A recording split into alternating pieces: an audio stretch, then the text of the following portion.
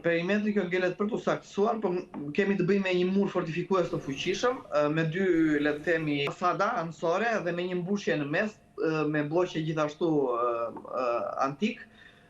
i datuar i ngritur aty në shekullin e 3 para me funksion mbrojtjen e pjesës publike të qytetit antik, me një gjerësi rreth 3 metra. Të dhënat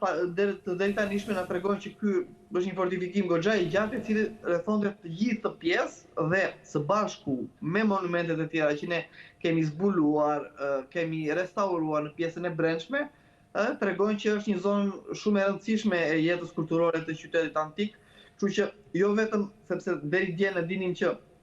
ka qenë fortifikuar vetëm Akropoli, pjesa e sipërme e qytetit, por sot zbulojmë që fortifikimi i shtirë në një sipërfaqe shumë të madhe dhe kjo tregon që qyteti ka pasur nga pikpamja ekonomike një fuqi të jashtëzakonshme përderisa ka arritur të bëjë investime të kësaj natyre. Ka qenë një kull, mendojmë se është pjesë e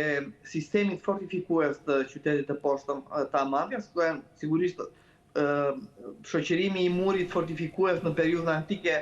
ashtu si dhe në periudhat e mëvonshme me kulla, është diçka normale dhe mendojmë se kjo kull është pjesë le të themi e këtij sistemi fortifikimi. Sigurisht ngelet për të saktësuar nga ngrimet që ne do të kryejmë në vijim.